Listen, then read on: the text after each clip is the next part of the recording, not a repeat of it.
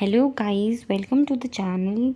अगर आपको वीडियो पसंद आएगी तो प्लीज़ लाइक शेयर कर देना और चैनल को सब्सक्राइब कर देना। तो आज हम पढ़ने वाले हैं क्लास 11th का फर्स्ट यूनिट का चैप्टर नंबर 1 लिविंग वर्ल्ड, जो कि एक बहुत इजी चैप्टर है। हाँ जी, ये साइंटिस्ट हैं तो एक बार जस्ट इसको गो थ्रू कर लेना है इसके, ठीक है। तो स्टार्ट करते हैं। ये भी इंट्रो है, एक बार इसको भी रीड आउट करना है, इसमें कुछ ऐसा है नहीं। Diversity in the living world. If you look around, you will see a large variety of living organisms, be it potted plants, insects, birds, your pets, or other animals and plants. There are always several organisms that you cannot see with your naked eyes, but they are all around. Like जो micro organisms वगैरह होते हैं, like protozoans वगैरह होते हैं, उनकी बात हो रही है यहाँ पे। If you were to increase the area that you make observations in, the range and variety of organisms that you see would increase. Obviously अगर हम एक छोटे से एरिया को देखते हैं तो उसमें हमें कम ऑर्गेनिजम्स मिलेंगे। अगर हम उसका एरिया इंक्रीज करते हैं तो ऑब्वियसली हमें बहुत और भी चीज़ दिखेंगी। लाइक अगर आप अपने घर को देखते हो तो आपको कुछ चीज़ें दिखेंगी, जैसे कि कॉकरोचेस हो गए, मे बी लिजर्ड्स हो गई, एंड्स हो गई, ये सब दिखेगा। लेकिन अगर आप बाहर जाते हो तो you will see like more and more of organisms. Okay, so obviously if you were to visit a dense forest, you would probably see a much greater number and kinds of living organisms in it. Obviously forest में तो बहुत सारे ही living organisms रहते हैं, तो that's obvious. Each different kind of plant, animal and organism that you see represents a species. हाँ जी, तो जो भी हम plants, animals या फिर organisms वगैरह जो भी देखते हैं, जैसे कि एक अमीबा हो गया, जैसे कि हमने एक स्पैरो देखी, तो all of this is a species that represents a species. The number of species that are known and described ranges 1.7 to 1.8 lakh. 1.7 to 1.8 lakh. This refers to biodiversity. हाँ जी, तो ये जितने भी ऑर्गेनिजम्स अर्थ पे मिलते हैं, जितने भी लाइक 1.7 टू 1.8 अभी तक डिस्क्राइब हुए हैं, इससे बहुत ज़्यादा, ठीक है। तो ये जितने भी ऑर्गेनिजम्स हैं जो अर्थ पे दिखते हैं, उन सबको हम कहते हैं बायोडाइवर्सिटी। वो इंक्लूड होते हैं बायोडाइवर्सिटी में, biodiversity. Okay, so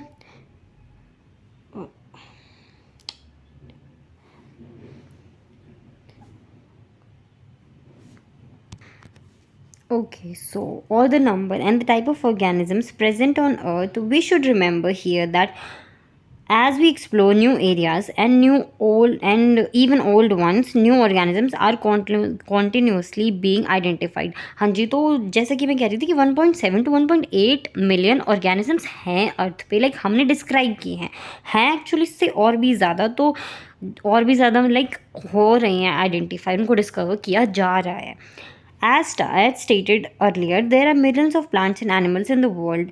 We know that the plants and animals in our own area by the local names. हाँ जी, तो लाइक हमारे आसपास जैसे कि कोई कैट है, बिल्ली, हम यहाँ उसको क्या बोलते हैं, बिल्ली बोल देते हैं, कैट बोल देते हैं, तो हम उसे लोकल नेम से जानते हैं, उसके लोकल नेम से जानते हैं। These local names would vary from place to place even within a country. तो जैसे यहाँ हम हिंदी में अगर कुछ और कहते हैं, दूसरी लैंग्वेजेस में उनको उसको उसी चीज़ को सेम लोकल लैंग्वेज में कुछ और बोला जाता है, तो वो उसके लोकल नेम्स हैं। तो उस वजह से होती है मिसअंडरस्टैंडिंग्स। अगर आप सपोज़ कि आप कहीं हो, लाइक किसी फॉरेन जगह हो, you have to tell about an organism, तो वो ऑर्गेनिज्म के बारे में बताने के लिए you just cannot use the word बिल्ली और कैट और something. You have to be specified कि हाँ जी, जो आप बोल रहे हो वो किसी और को भी तो पता होना चाहिए ना कि आप किस चीज़ के बारे में बात कर रहे हो, वो कन्फ्यूजन नहीं होनी चाहिए ना।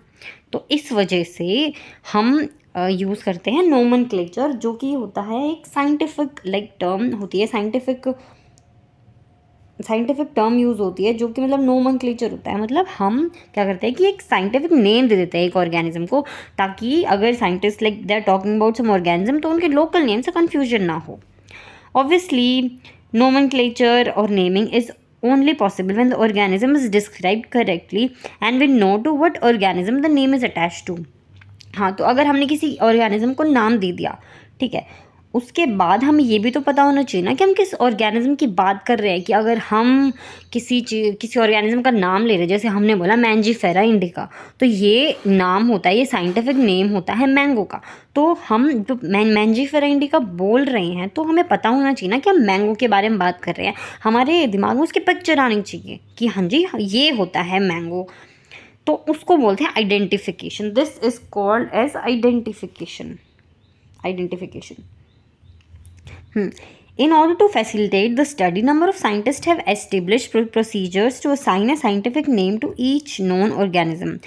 This is acceptable to biologists all over the world.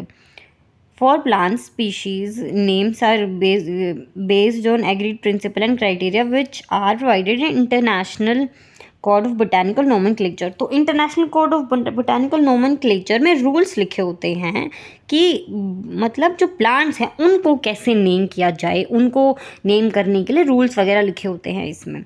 और ऐसे ही होता है जूलॉजी के लिए, लाइक जो एनिमल्स होते हैं उनके लिए international code of zoological nomenclature. तो ये ध्यान रखना कि बोटानिकल के लिए 4 होता है 4, और जूलॉजिकल के लिए ऑफ होता है of.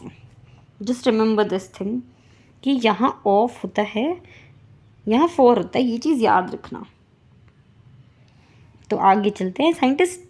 The scientific name ensure that each organism has only one name. हाँ, तो ये रूल्स होते हैं ना, तो इससे पता होता है कि लाइक एक ऑर्गेनिज्म है तो उसका एक ही साइंटिफिक नाम दिया जाए, और वो साइंटिफिक जो नेम हमने एक ऑर्गेनिज्म को दे दिया वही सेम किसी और को ना दे दिया जाए। मतलब कि एक ऑर्गेनिज्म के 2 नाम नहीं होने चाहिए और एक ही नाम 2 ऑर्गेनिजम्स के नहीं होने चाहिए। The scientific name ensures that they also ensure that such a name has not been used for any other non-organism. Same वही चीज़ जो बताई अभी। Biologists follow universally accepted principles to provide scientific names to non-organisms.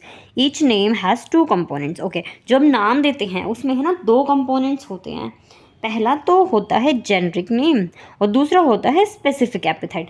सबसे पहले हमने सबसे पहले लिखते हैं जेनरिक नेम, ठीक है।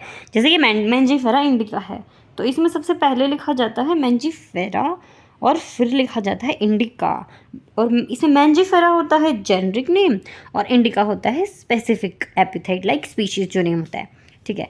तो इसके रूल्स होते हैं कुछ universal rules for nomenclature as follows. Rules होते हैं, इन रूल्स को प्लीज़ याद रखना अच्छे से।